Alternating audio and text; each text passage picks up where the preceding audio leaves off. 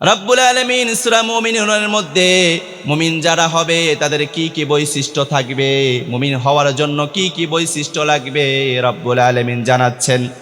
রব্বুল আলামিন বলেন, আল্লাযীনা হুম ফি সালাতিহিম খাশিউন। পড়ছি আল্লাহু আকবার।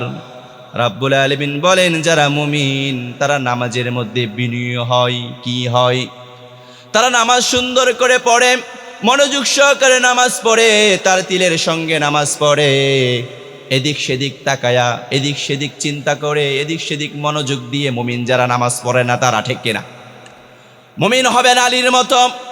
হযরত আলী রাদিয়াল্লাহু তাআলা আনহু রাসূলুল্লাহর চাচাতো ভাই, রাসূলুল্লাহর মেয়ের জামাই হযরত আলী রাদিয়াল্লাহু তাআলা আনহুর পায়ের মধ্যে সিফফিনের যুদ্ধের সময় পায়ের মধ্যে একটি তীর ঢুকে গিয়েছে। তীরটা কোনো ক্রমে বের করা যাচ্ছে না। ডাক্তারে নিয়ে আসা হলো। ডাক্তার অনেক চেষ্টা করেছেন, বারবার তীরটা বের করার জন্য চেষ্টা করা হচ্ছে, কোনো ক্রমেই তীর বের করা যাচ্ছে না। যখন তীরের মধ্যে হাত দেওয়া হয় তখন সাথে সাথে হযরত আলী চিৎকার দিয়ে কেঁদে ফেলে, কোনো মতোই বের করা যাচ্ছে না। হযরতে হুসাইন রাদিয়াল্লাহু তাআলা আনহু রাসূলুল্লাহ সাল্লাল্লাহু আলাইহি সাল্লামের কি হয়? রাসূলুল্লাহর নাতি, কলিজার টুকরা নাতি। হযরতে হুসাইন দৌড়ে এসে বলে, ও ডাক্তার সাহেব, আমার বাবার পায়ের মধ্যে সিফফিনের যুদ্ধের সময় যে তীর ঢুকে গিয়েছে, আপনি যত চেষ্টা করেন না কেন সম্ভব নয় এটা বের করা, কিন্তু একটা সময় সম্ভব। সেই সময়টা কখন? বলে সালাতের সময়। আপনি অপেক্ষা করেন, কিছুক্ষণ পর যখন মসজিদের মিনার থেকে হাইয়া আলাস সালাত হাইয়া আলাল ফালাহ বলে মুসল্লিদেরকে কল্যাণের দিকে, নামাজের দিকে ডাকা হবে, আমার পিতা হযরত আলী যখন নামাজের মধ্যে দাঁড়িয়ে যাবে, ও ডাক্তার সাহেব, নামাজরত অবস্থায় আমার বাবার পা থেকে আপনি তীরটা বের করে নিবেন। অপেক্ষা করা হলো, মসজিদ থেকে আজান হলো, হযরত আলী নামাজে দাঁড়িয়ে গেলেন। নামাজে দাঁড়ানো হয় কার সামনে? রব্বুল আলামিনের সামনে নামাজে দাঁড় হওয়া হয়।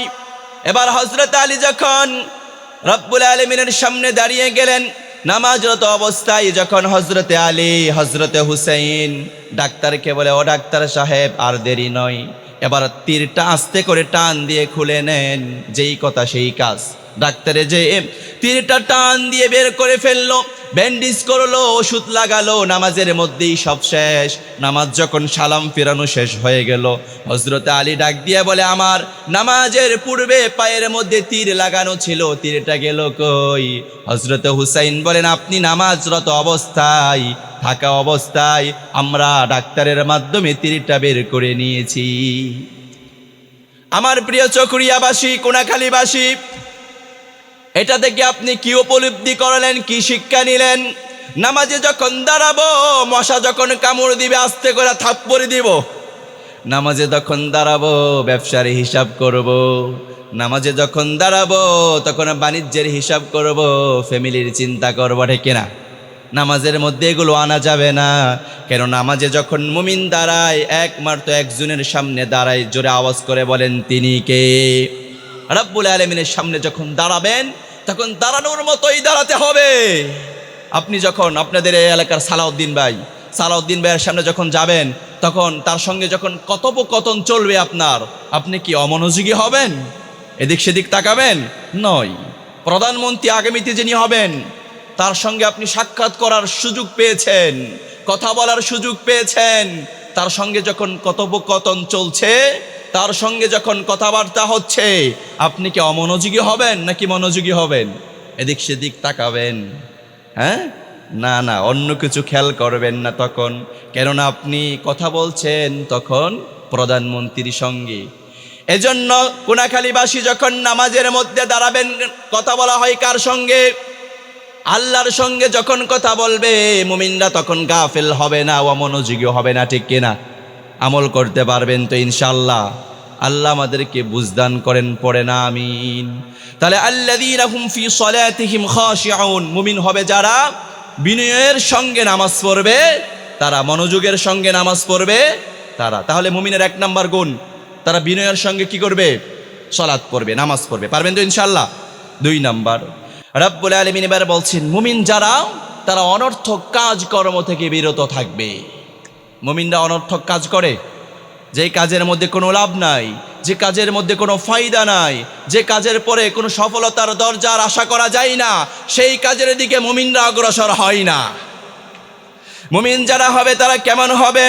রব্বুল আলামিন কুরআনুল কারীমের মধ্যে জানাচ্ছেন মুমিনদের গুনাগুণ, ওয়াল্লাযীনা হুম আনিল লাগবি মুরিদুন। পড়ছি আল্লাহু আকবার।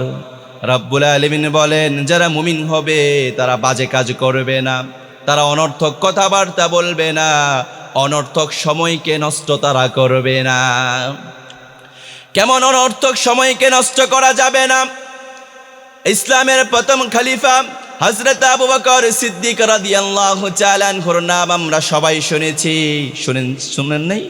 হযরত আবু বকর রাদিয়াল্লাহু তাআলা আনহু ইসলামের প্রথম খলিফা, রাসূলুল্লাহর শ্বশুর, আয়েশা রাদিয়াল্লাহু তাআলা আনহার পিতা। হযরত আবু বকর যখন মরুভূমির রাস্তায় চলাফেরা করতেন কিংবা মদিনায় তিনি যখন চলাফেরা করতেন, সাহাবে কেরামরা সাক্ষী দান করে প্রায় সময় আমরা আবু বকরের মুখের মধ্যে ছোট ছোট পাথরের কণা দেখতে পেতাম। কিসের কণা? পাথরের কণা। কার মুখে? ইসলামের প্রথম খলিফা, ইসলামী আইনের প্রথম প্রধানমন্ত্রী আবু বকরের মুখের মধ্যে পাথরের টুকরা। পড়েন না আল্লাহু আকবার। প্রায় সময় আমরা আবু বকরের মুখের মধ্যে পাথরের টুকরা দেখতে পেতাম। তো হযরত আবু বকরকে একদিন জিজ্ঞেস করা হলো, আবু বকর আপনার মুখের মধ্যে প্রায় সময় কেন পাথরের টুকরা দেখা যায়? হযরত আবু বকর যে জিজ্ঞেস করতো তাকে বলতো, আমার মুখের মধ্যে পাথরের টুকরা আমি এজন্য রেখে দেই আমার এই জিহ্বার নড়াচড়ার মাধ্যমে যেন অহেতুক কোনো কথা বের না হয়, আমি যেন কারো গীবত না করি, কারো শাকায়াত না করি, আমি যেন পরনিন্দা না করি, আমার জিহ্বা যেন নড়াচড়া করতে না পারে, অহেতুক সময়ে যেন আমার নষ্ট না হয়, অহেতুক কথাবার্তা যেন আমি না বলি, এজন্য মুখের মধ্যে পাথর দিয়ে রাখি। পড়েন না সুবহানাল্লাহ। আবু বকর কেমন মানুষ! আমি আর আপনি তো মরার পরে জান্নাতে, ঠিক না? আমাদের ঠিক সুবহানাল্লাহ। না না না, এটা আবেগের ঠেলেও হয়ে যায়, সমস্যা নেই। আমি আর আপনি মারা যাওয়ার পরে কেমন অবস্থা হবে শুনেন।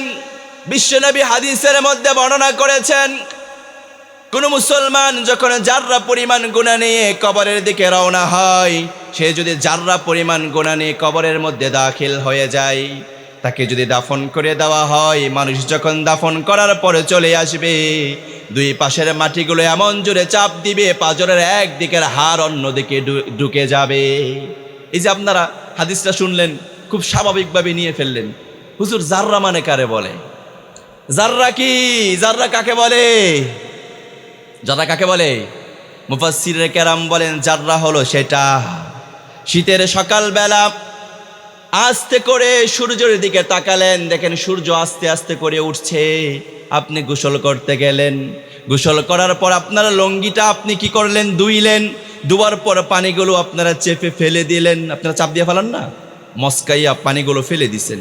এমতো অবস্থায় লুঙ্গিটা একটা জারা দেন না? শুকাইতে দেওয়ার আগে একটা জারা দেন না? জারা দেওয়ার পরে ছোট্ট ছোট্ট বালিকণার মতো কিছু জিনিস উড়ে উড়ে যায়, খেয়াল করেছেন? এটাকে মুফাসসিরিনে কেরাম বলেন জাররা।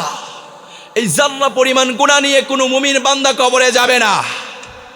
আর এই জাররা পরিমাণ গুনাহ নিয়ে যে ব্যক্তি কবরে যাবে, রাসূলুল্লাহ বলেন তার লাশ কবরে রাখতে দেরি হবে, দুই পাশের মাটি এমন জোরে চাপ দিবে, পাঁজরের একদিকের হাড়গুলো অন্যদিকের হাড়ের মধ্যে ঢুকে যাবে। হ্যাঁ, তাহলে চিন্তা করেন তো আমাদের জাররা গুনাহ আছে না নাই? আসেনি? হযরত আবু বকরের জাররা পরিমাণ গুনাহও ছিল না। পড়েন না আল্লাহু আকবার। সে আবু বকর মৃত্যুর জন্য সব সময় প্রস্তুতি, পরকালের জন্য সব সময় প্রস্তুতি নিয়ে থেকেছেন।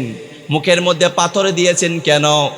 অহেতুক কথা বের যেন না হয়। তাহলে আমরা যারা অহেতুক কথা বলি আমাদের অবস্থা কি হবে? এই যে আপনারা চায়ের দোকান আছে মধ্যম কোনাখালী স্টেশনের মধ্যে, বসে বসে আপনি অহেতুক গল্পগুজব করলেন, আপনি পরনিন্দা করলেন, মানুষের গীবত চর্চা আছে না নাই? আপনি এগুলো করলেন, এরপরে আপনি নামাজ পড়লেন, এরপর আপনি রোজা রাখলেন, এরপর আপনি যাকাত প্রদান করলেন, বাইতুল্লাহ তাওয়াফ করে আসলেন, কিন্তু আপনার আমলনামার মধ্যে গীবতের গুনাহ আছে না নাই? রাসূলুল্লাহ সাল্লাল্লাহু আলাইহি ওয়াসাল্লাম ১৫০০ বছর পূর্বে বলে গিয়েছেন, কোন ব্যক্তি যখন জিনা করে, জিনা করার পর সেই ব্যক্তি যদি রাব্বুল আলামিনের কাছে দুই চোখের পানিগুলো ফেলে ফেলে কান্না করে, সে যদি আকুতি মিনতি করে, তাহাজ্জুদের নামাজের মধ্যে সিজদায় গিয়ে যদি কান্নাকাটি করে, তার জিনার গুনাহ মাফ করে দিতে পারেন তিনি কে? কিন্তু রাসূলুল্লাহ বলেছেন, কেউ জিনা করলো, তার গুনাহ মাফ হয়ে গেল তওবা করার পর। কিন্তু কোনো ব্যক্তি যদি গীবত করে, চায়ের দোকানে বসে বসে পরনিন্দা করে, গীবত চর্চা করে, শিকায়াত করে, মানুষের বিরুদ্ধে বলে, রাসূলুল্লাহ বলেন সে যদি 1000 বার রব্বুল আলামিনের দরবারে তওবা করে, তার তওবাগুলো কবুল করেন না যিনি, তিনি কে? এবার সাহাবে কেরাম বলেন, হুজুর জিনা করলে মাফ হয়ে যায়, তওবা করলে, গীবত করলে মাফ হয় না কেরে? রাসূলুল্লাহ বলেন, গীবত করেছো যার, মাফ চাও তার কাছে। যার গীবত করেছো সে যদি তোমাকে মাফ করে, উপরওয়ালা তোমাকে মাফ করবে। আর সে যদি তোমাকে মাফ না করে, কিয়ামত হয়ে যাবে, এরপরও মাফ করবেন না যিনি, তিনি কে? এজন্য মুমিন হবে যারা নিজের মুখকে হেফাজত করবে তারা। মুখ দিয়ে অহেতুক কথাবার্তা বলা যাবে না, পরনিন্দা করা যাবে না। আমার মা বোনেরা বেশি করে, হ্যাঁ, পর্দার আড়ালে আমার মায়েরা আসেনি, হ্যাঁ, আমার মায়েরা বেশি গীবত করে। দুইজন মহিলা একসঙ্গে হলে পুরা চোখরিয়ার মধ্যে কি কি হয়ে গিয়েছে সব শেষ বলা। মহিলা আমার মা এবং বোনেরা যারা আমাকে শুনছেন, সবাইকে বলছি, গীবত করা যাবে না। আপনি গীবত করেছেন, আপনার আমলনামা ধ্বংস হয়ে যাবে, আপনার নামাজ বিফলে যাবে, আপনার রোজাগুলো নষ্ট হয়ে যাবে। এত কষ্টের রোজার নামাজগুলো যদি আপনি ধ্বংস করতে চান, তাহলে আপনি পরনিন্দায় জড়িয়ে যান, ঠিক না? আল্লাহ আমাদেরকে বুঝদান করেন, পড়েন আমিন। লা ইলাহা, আসমানের মালিক তুমি আল্লাহ, জমিনের মালিক তুমি আল্লাহ, তুমি খালিক, তুমি মালিক, তুমি বাঁচাও, তুমি আল্লাহ। পড়ি লা ইলাহা, আওয়াজ করে বলেন, লা ইলাহা,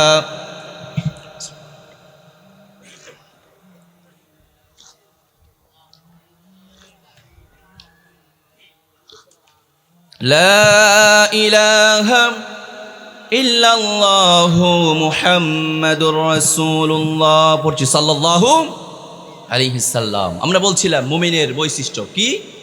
মুমিনের বৈশিষ্ট্য, মুমিনের গুণাগুণ। আমরা মুমিন হতে চাই কি চাই না? এবার রব্বুল আলামিন বলছেন যে মুমিন হবে যারা, তাদের 3 নম্বর কোয়ালিটি, মুমিন যারা হবে তার 3 নম্বর কোয়ালিটি থাকবে। এটা রব্বুল আলামিন বলছেন, ওয়াল্লাযীনা হুম লিয-যাকাতি ফাঈলুন।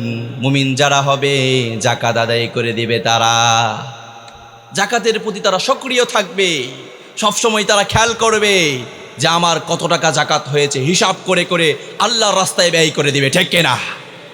এমন ডাকাত সমাজের মধ্যে আছে না নাই, যারা যাকাত দেয় না? তারা বলে আমরা যাকাত দিব কেন? আমার কষ্টে অর্জিত সম্পদ আমি আরেকজনকে কেন দিয়ে দিব, এরকম বলে ডাকাত সমাজের মধ্যে আছে না নাই?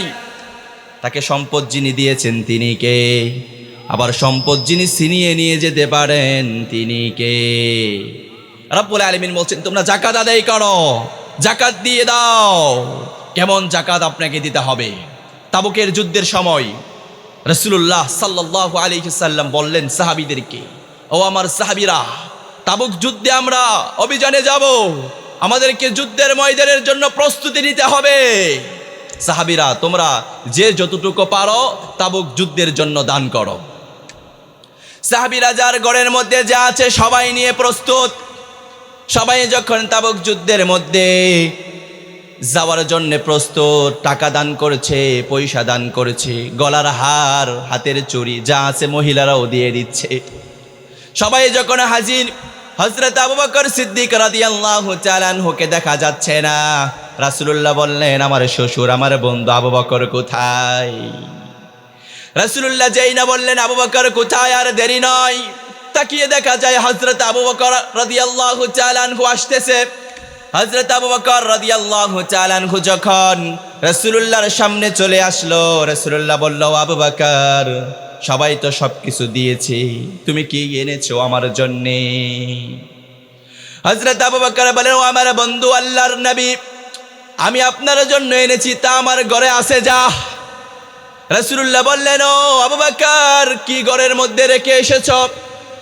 হযরত আবু বকর ডাক দিয়া বলে, আমার ঘরের মধ্যে কিছুই রেখে আসি নাই, একমাত্র আমার নবী মুহাম্মদ সাল্লাল্লাহু আলাইহি ওয়াসাল্লাম এবং আমার মালিক রব্বুল আলামিনকে আমার ঘরের মধ্যে রেখে এসেছি। কিন্তু আপনি ইসলামের প্রাথমিক যুগের দিকে তাকান, আবু বকর কিন্তু গরিব কোনো মানুষ ছিল না। আবু বকরের টাকার অভাব ছিল না, পয়সার অভাব ছিল না, অট্টালিকার অভাব ছিল না, সব কিছু ছিল আবু বকরের। কিন্তু সব কিছু ব্যয় করলেন কোন লাইনে? দিনের লাইনে, ইসলামের জন্যে, কোরআনের জন্যে সব কিছু উৎসর্গ করে দিলেন। তিনি হলেন আবু বকর, ঠিক কিনা? আজ আর সমাজের মধ্যে মানুষ টাকা পয়সা তো দূরের কথা, একটু সময় আর সমর্থনটা পর্যন্ত কোরআনের জন্য দিতে পারে না, ঠিক কিনা? একটা সিগারেটের জন্যে, একটা আকিজ বিড়ির জন্যে, একটা পানের জন্যে, একটা ভোট, একটা সমর্থন আপনি ইসলামের বিপক্ষে যারা কাজ করে তাদেরকে দিয়ে দেন। আর আবু বকরের দিকে তাকান, হযরত আবু বকর সিদ্দিক রাদিয়াল্লাহু তাআলা আনহু নিজের জীবনে যা অর্জন করেছেন, যা ছিল সব কিছু ইসলামী আন্দোলনের জন্য, কোরআনের জন্য ব্যয় করে দিয়েছে, ঠিক কিনা? এরপরে মুমিন হবে যারা, রব্বুল আলামিন তাদের কোয়ালিটি বর্ণনা করছেন। রব্বুল আলামিন বলেন, ওয়াল্লাযীনা হুম লিফুরুজিহিম হাফিযুন। পড়ছি আল্লাহু আকবার। রব্বুল আলামিন বলেন, মুমিন হবে তারা লজ্জাস্থানের হেফাজত করে যারা। আমরা লজ্জাস্থানের হেফাজত কতটুকু করেছি আর সাহাবীরা কতটুকু করেছে, আমাদের কতটুকু করা দরকার ভালো করে খেয়াল করেন। চকরিয়াবাসী হযরত উসমান জিন্নুরাইন রাদিয়াল্লাহু তাআলা আনহুর নাম নিশ্চয়ই শুনেছেন। হযরত উসমান রাসূলুল্লাহর দুইটা মেয়ের জামাই। কয়টা? দুইটা মেয়ের জামাই। একে একে রাসূলুল্লাহর দুইটা মেয়ে হযরত উসমান রাদিয়াল্লাহু তাআলা আনহু কবুল করেছিলেন। একজন মৃত্যুবরণ করেছে, আরেকজনকে গ্রহণ করেছে। রাসূলুল্লাহর দুই মেয়ের জামাই হযরত উসমান, সহিহ মুসলিমের বর্ণনার মধ্যে এসেছে সে কেমন লজ্জাশীল ছিল। হযরতে মুহাম্মদ সাল্লাল্লাহু আলাইহি ওয়াসাল্লাম বলেন, আমার জামাতা হযরত উসমান মানুষের সামনে কখনো খালি গায়ে যায় নাই, কখনো মানুষের সামনে খালি গায়ে যায় নাই, কাপড়হীন অবস্থায় মানুষের সামনে দাঁড়ায় নাই। তার নাম হযরতে উসমান। এত লজ্জাশীল ছিল পুরুষ মানুষ, এরপরে খালি গায়ে যায় নাই। এখানে এমন কোনো ব্যক্তি আছেন খালি গায়ে স্টেশনে যায় না? গ্রামের মানুষ তো বেশি যায়, পুরো এলাকা ঘুরে নেই, বাজারেও চলে যায় একটা গামছা কাঁধের মধ্যে দিয়ে, ঠিক কিনা? কিন্তু মুমিন হবে যারা লজ্জাস্থানের হেফাজত করবে তারা। আপনার কাপড় যদি না থাকে তাহলে আপনি একবারে কাপড়হীন, যদি নাভির উপর থেকে হাঁটুর নিচ পর্যন্ত ঢাকার মতো শুধু একটা কাপড় থাকে বেলালের মতো, তাহলে আপনার মাসালা ভিন্ন, আপনার কথা ভিন্ন। কিন্তু আপনার আলমারি ভর্তি কাপড়, কাপড়ের অভাব না, এরপরে আপনি একটা গামছা দিয়ে বাজারে চলে যান, এলাকার মধ্যে ঘুরেন, এটা কিন্তু এক ধরনের খেলাফ করা হচ্ছে লজ্জাস্থানের, ঠিক কিনা? এটা করা যাবে?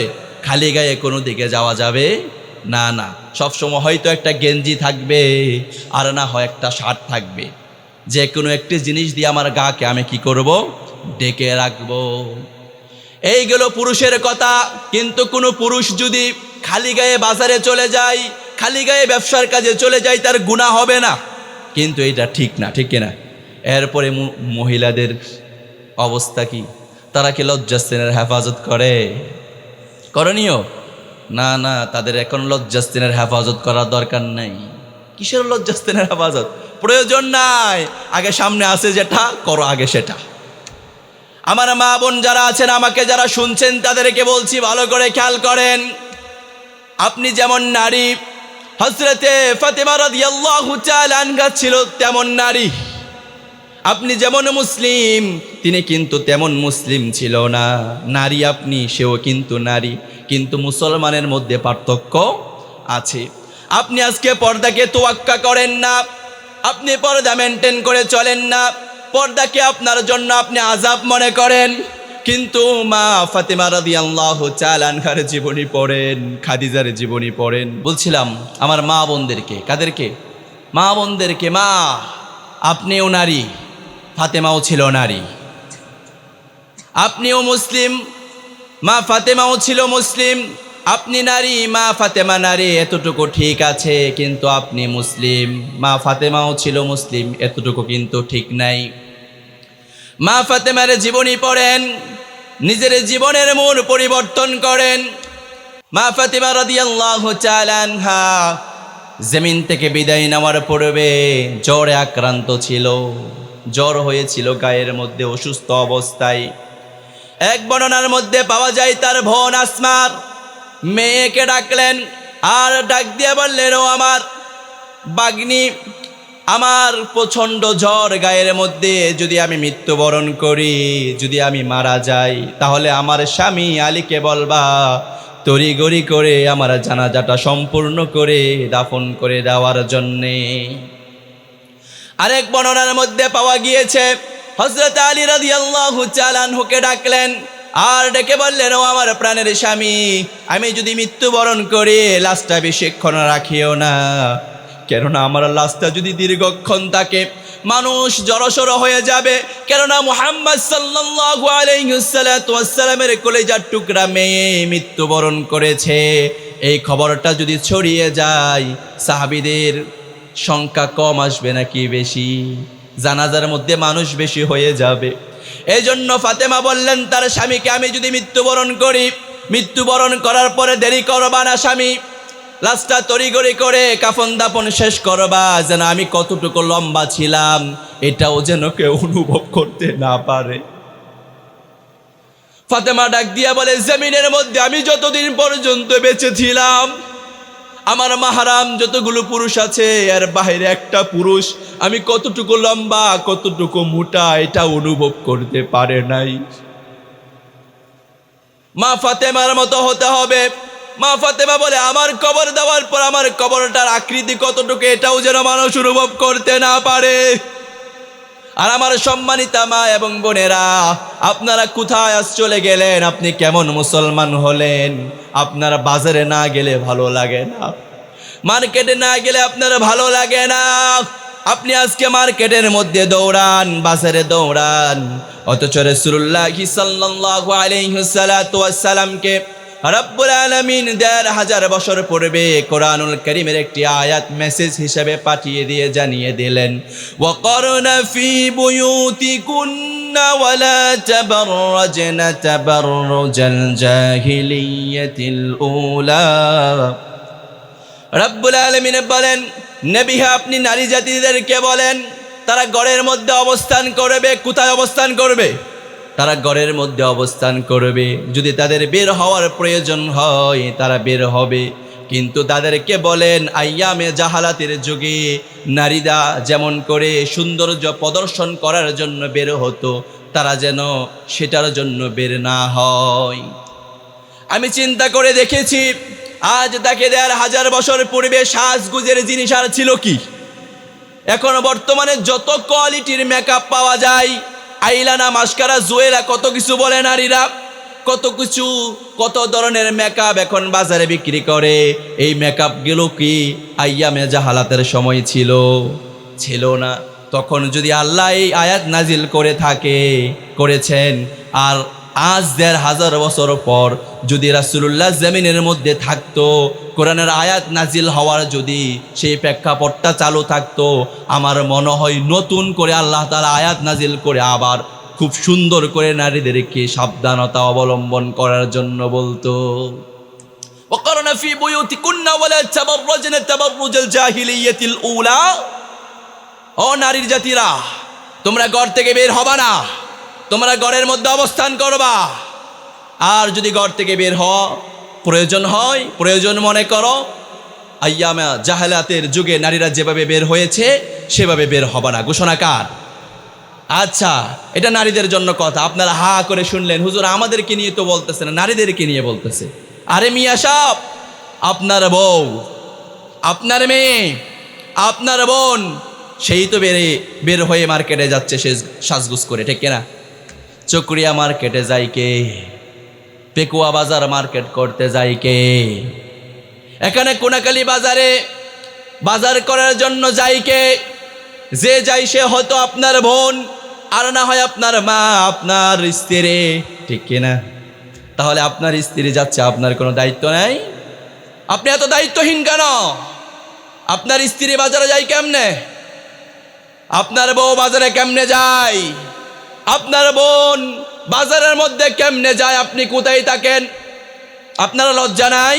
আপনার শরম নাই? আপনি এত বেহায়া হয়ে গিয়েছেন কেন? আপনার বউকে আপনি বাজারে পাঠাবেন না।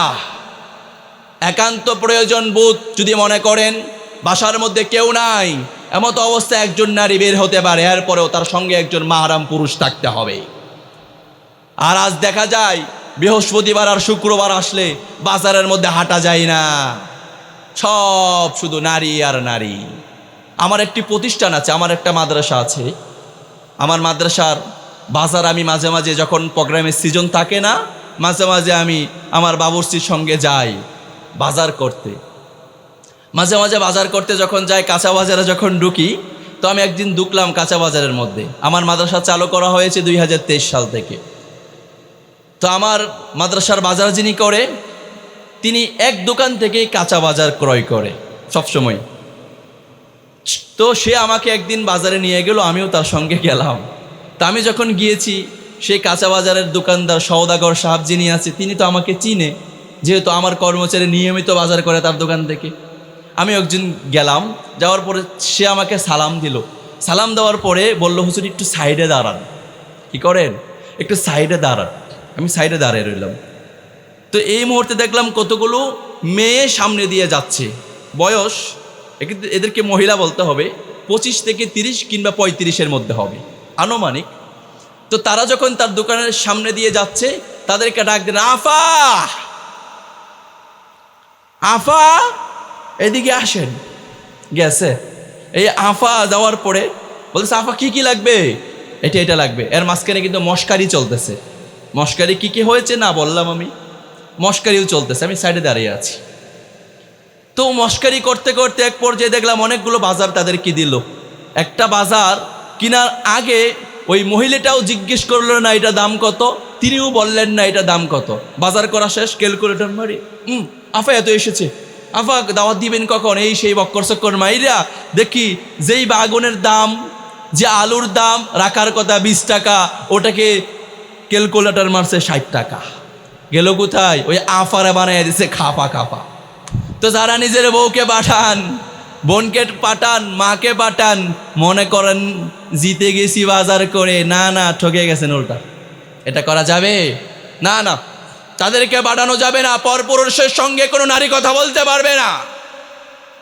আপনি যদি বীর পুরুষ হয়ে থাকেন, কা পুরুষ যদি না থাকেন, আপনার স্ত্রীকে আপনি একা একা মার্কেটে পাঠাবেন না।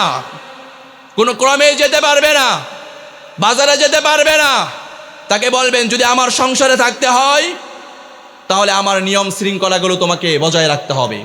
তুমি আমার অনুমতি ছাড়া বের হতে পারবা না, বাজারে যেতে পারবা না, মার্কেটে যেতে পারবা না, কোনো পরপুরুষের সঙ্গে কথা বলতে পারবা না, এমনকি নিজের দেবরের সঙ্গেও কথা বলতে পারবা না। রাসূলুল্লাহ বলেন, এই জমিনের মধ্যে সবচেয়ে বেশি অঘটন ঘটে দেবর আর ভাবির মধ্যে, ঠিক কিনা? আর আমরা এখন দেবররে মানেছি কি, ছোট ভাই, আমার ছোট ভাইয়ের মতোই। আর ওই দেবরও বলে এটা আমার বড়, কি বলে, বড় বোনের মতো। খবরদার, রাসূলুল্লাহকে এগুলোকে নিয়ন্ত্রণ করতে বলেছেন। রাসূলুল্লাহ এগুলোকে বন্ধ করে দিতে বলছেন। এগুলো করা যাবে না। সমাজের মধ্যে লজ্জা, হীনতা যতগুলো পথ আছে, প্রত্যেকটা পথ বন্ধ করতে বলেছেন তিনি কে? রাসূলুল্লাহ সাল্লাল্লাহু আলাইহি ওয়াসাল্লাম একবার সাহাবীদেরকে ডাকলেন আর বললেন, ও আমার সাহাবীরা, তোমরা যদি 2টা জিনিসের গ্যারান্টি দিতে পারো, আমি রাসূলুল্লাহ তোমাদেরকে জান্নাতের গ্যারান্টি দিয়ে দিব। পড়েন সুবহানাল্লাহ। আবার রাসূলুল্লাহ বললেন, 2টার মধ্যে 1 নাম্বার, মান ইয়াদমান লিমা বাইনা লাহইয়াইহি ওয়া মা বাইনা রিজলাইহি আযামাল্লাহুল জান্নাহ। রাসূলুল্লাহ বলেন, 1 নাম্বার, নিজের জবানের, নিজের মুখের হেফাজত যদি করতে পারো, নিজের জিহ্বার হেফাজত যদি করতে পারো, তাহলে তোমার জন্য জান্নাতের গ্যারান্টি দিচ্ছেন একজন, তিনি কে? আপনি অহেতুক কথাবার্তা বলেন নাই, গীবত করেন নাই, পরনিন্দা করেন নাই, মুখের হেফাজত করেছেন, আপনার জন্য জান্নাতের ওয়াদা। এরপর রাসূলুল্লাহ বললেন আরেকটা হলো নিজের যৌনাঙ্গের হেফাজত, লজ্জাস্থানের হেফাজত। নিজের যৌনাঙ্গের হেফাজত যে নারী করতে জানে, যে পুরুষ করতে জানে, যে করতে পারবে, তাকে জান্নাতের ওয়াদা দিয়েছেন একজন, তিনি কে? রাসূলুল্লাহ যে ওয়াদা দেয় সে ওয়াদা তো আমার মতো আপনার মতো না। না, রাসূলুল্লাহর ওয়াদা কোনোদিন খেলাপ হবে, আপনাকে কিন্তু হাতে ধরে ধরে জান্নাত পর্যন্ত পৌঁছে দেওয়া হবে।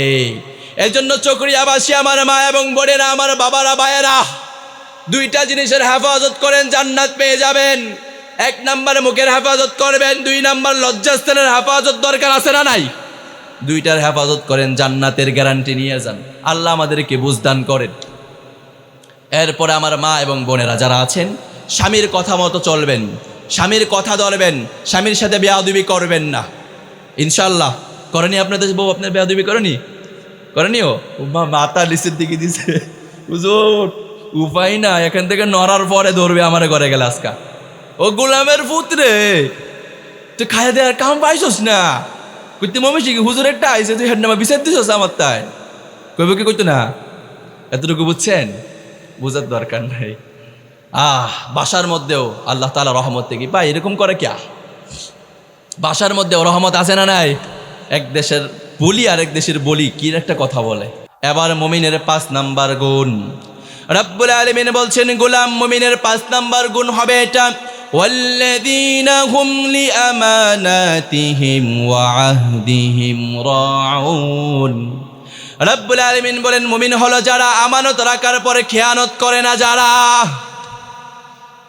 মুমিন, যারা আমানত রাখার পরে খেয়ানত করে তারা, ঠিক কিনা?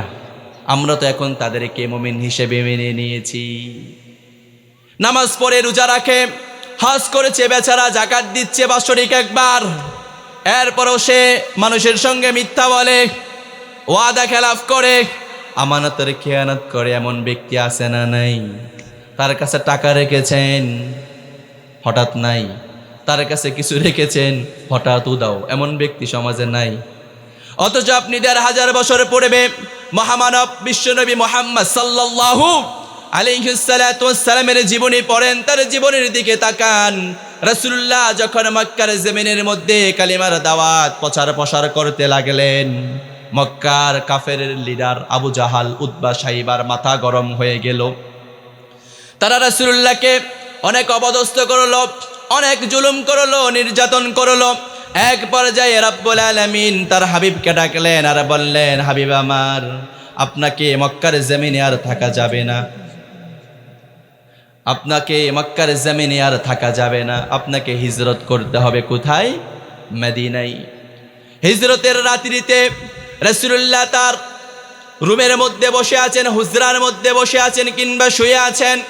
এমত অবস্থায় রাসূলুল্লাহ তার চাচাতো ভাই, তার মেয়ের জামাই হযরত আলীকে ডাকালেন আর আলীকে বললেন, ও আমার কলিজার টুকরা চাচাতো ভাই আলী, আমি মক্কা ছেড়ে যেতে চাই না। আমার পূর্বপুরুষ সবাই মক্কার মধ্যে ছিল, এই মক্কা আমার খুব প্রিয় শহর, আমি মক্কা ছেড়ে যেতে চাই না। কিন্তু রব্বুল আলামিনের হুকুম এসে গিয়েছে, আমি মক্কায় আর থাকতে পারবো না, আমাকে মক্কা থেকে হিজরত করে মদিনায় চলে যেতে হবে, সময় নাই, আজ রাত্রিতে আমি চলে যাব। তবে আলী শুনো শুনো, মক্কাবাসী যারা আছে, যদিও তারা ইসলামকে পছন্দ করে না, কোরআনের দাওয়াতকে পছন্দ করে না, ইসলামী আন্দোলনকে তারা পছন্দ করে না, এরপরেও তারা ব্যক্তি হিসাবে আমি মুহাম্মদকে খুব বেশি পছন্দ করে। তারা আমি ব্যক্তি মুহাম্মদকে খুব বিশ্বস্ততার সহিত দেখে। আমি মুহাম্মাদের কাছে তাদের আমানতগুলো রেখে যাই। দল করে আবু জাহালের, দল করে উতবার, দল করে সাইবার, দল করে কাফেরদের, আর আমানত রাখে মুহাম্মদ সাল্লাল্লাহু আলাইহি সাল্লামের কাছে। কেননা তৎকালীন সময়ে মক্কাবাসী খুব ভালো করে জানতো, আবু জাহালের কাছে যদি 1 টাকা দেওয়া হয়, পরের দিন সকালবেলা গেলে 1 টাকাও তো খুঁজে পাওয়া যাবে না।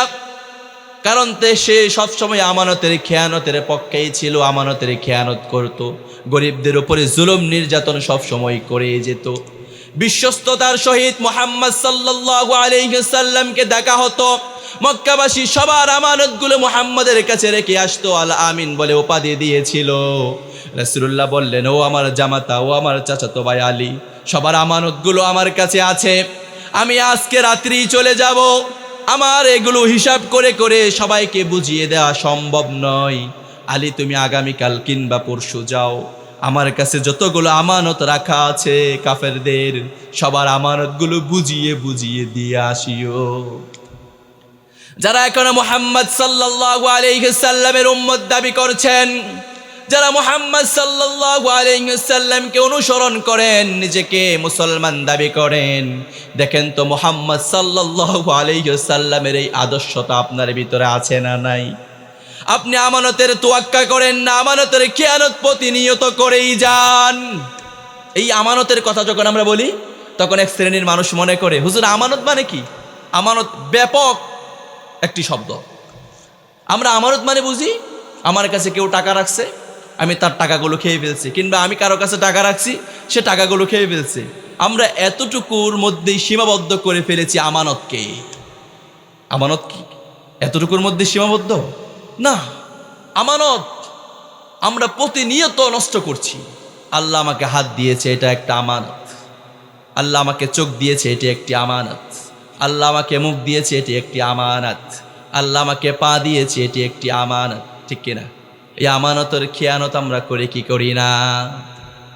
এই আমানতের খেয়ানত আমরা প্রতিনিয়ত করি। হাতের আমানত আমরা রক্ষা করছি না, পায়ের আমানত রক্ষা করছি না, চোখের আমানত রক্ষা করছি না। তাহলে বলছিলাম আমানতদারিতা আমাদের রক্ষা করতে হবে। আমানতের যদি খেয়ানত করি, আমাদেরকে ছাড় দিবেন একজন, তিনি কে? আল্লাহ। আমাদেরকে আমানতের খেয়ানত হিসাবে যেন তোমার দরবারের মধ্যে আমরা না উঠি, সেরকম সুযোগ করে দাও। পড়ে না আমিন। বিশ্বনবী মুহাম্মদ সাল্লাল্লাহু আলাইহি সাল্লাতু ওয়াসসালাম বলেন, আদ্দাল আমানাতা ইলা মান ইতামানাকা ওয়ালা তাকুন মান খানাক। রাসূলুল্লাহ বলেন, কেউ যদি তোমার আমানতকে খেয়ানত করে ফেলে, তোমার আমানত যদি কেউ নষ্ট করে ফেলে, খবরদার গোলাম, তুমি কিন্তু তার আমানত খেয়ানত করবা না।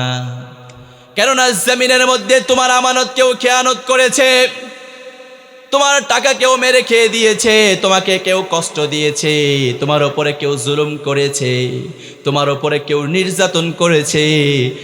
দুনিয়ার আইন আদালতের মধ্যে তুমি বিচার পাও নাই, কিন্তু একজন যিনি বিচার করবেন, বিচারকের আসনের মধ্যে বসবেন, তিনি কে? রব্বুল আলামিন যেদিন বিচারকের আসনের মধ্যে বসবেন, সেদিন কিন্তু এগুলোর বিচার পেয়ে যাবা। ঠিক না? এই জন্য হতাশ হওয়া যাবে না। বিচার একদিন আল্লাহর কাছে বিচার দিয়ে রাখবা। যুবক, যুবতী বোন, আমার মা, আমার বৃদ্ধ বাবারা, কেউ আমানত নষ্ট করেছে, আল্লাহ তাআলার কাছে বিচার দেন। আল্লাহ তাআলা কিন্তু বিচার করবেন। বিশ্বাস হয়তো? আল্লাহর বিচার কি দুনিয়ার বিচারের মতো হবে? না না, আল্লাহ একদিন বিচার করবে। আমরা আল্লাহর কাছে বিচার দিয়ে রাখবো, আল্লাহ তুমি এগুলো বিচার করিও। পড়েন আমিন। মারে কথাও কয় না। এরপরে যারা মুমিন হবে তাদের গুড, আমি শেষ করছি, আজান হয়ে গেছে মনে না? হ্যাঁ, শেষ করছি, আমার এটাই শেষ। মুমিন যারা হবে তাদের আরেকটা গুণ রব্বুল আলামিন বলেন, মুমিন যারা হবে তাদের কোয়ালিটি থাকবে এটা, ওয়াল্লাযীনা হুম আলা সালাওয়াতিহিম ইউহাফিযুন। রব্বুল আলামিন বলেন, যারা মুমিন হবে তারা যত্ন সহকারে নামাজ পড়বে। কি পড়বে? নামাজ পড়বে। মুমিন যারা নামাজ পড়ে না তারা, ঠিক নেই? রব্বুল আলামিন প্রথমে বলেছে গভীর মনোযোগ সহকারে নামাজ পড়তে হবে। এবার আবার বলছেন মুমিন হবে যারা, তারা কি করবে? আবার মনোযোগ সহকারে, যত্ন সহকারে তারা নামাজের পাবন্দি করবে। মুমিনরা কখনো নামাজ ছাড়তে পারে না, মুমিনরা কখনো বেনামাজি হতে পারে না। মুমিন যে হবে, আজান হওয়ার সঙ্গে সঙ্গে পাগল হয়ে যাবে সে নামাজের জন্য। ঠিক না? আর যার মধ্যে মুমিনের গুণ নাই, যে মুমিন নয়, আজান দেওয়ার পরেও তাকে খুঁজে পাওয়া যায় না। ঠিক না? এই জন্য আমাদের নামাজ পড়তে হবে, নামাজের পাবন্দি করতে হবে, কোনো ক্রমে যেন নামাজ ছাড়া না হয়। আল্লাহ আমাদেরকে সুযোগ করে দেন। পড়ে না আমিন। মুমিনের কি গুণাগুণ, মুমিনের বৈশিষ্ট্য, এই যে মুমিনের বৈশিষ্ট্যগুলো বললাম 6টা, এই 6টা বৈশিষ্ট্য যদি আমার আপনার ভিতরে থাকে, তাহলে আমাদেরকে মুমিন হিসেবে কবুল করবেন কে? আল্লাহর এই বৈশিষ্ট্যগুলোর মধ্যে যদি কোনো বৈশিষ্ট্য আমার মধ্যে না থাকে, এরপরে যদি আমি মুমিন মুমিন বলে চিল্লাই, আমাকে কি মুমিন বলে বিবেচিত করা হবে? না। তাহলে আমরা মুমিন হয়ে যাব ইনশাআল্লাহ। আল্লাহ সুবহানাহু ওয়া তাআলা যে কথাগুলো বলেছি প্রত্যেকটা কথার ওপরে আল্লাহ তাআলা আমাদেরকে আমল করার মতন সুযোগ করে দেন। পড়ছি আমিন। আরো জোরে।